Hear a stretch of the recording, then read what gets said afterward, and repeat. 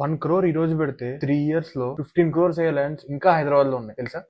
ఏం మాట్లాడుతున్నారా? ఎలా రా?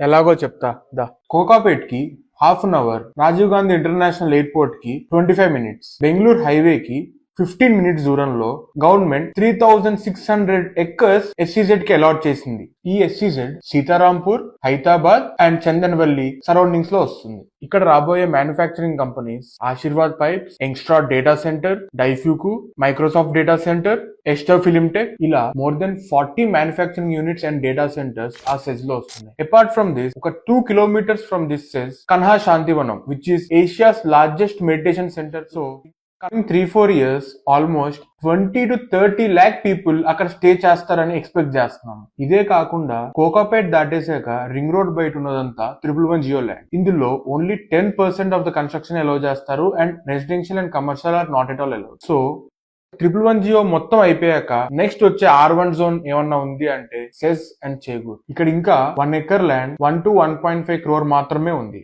డబ్బులు కూడా అంతంత మాత్రమే.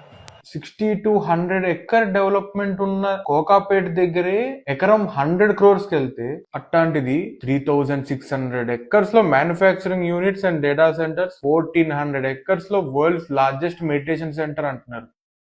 చూసుకోమల్లా.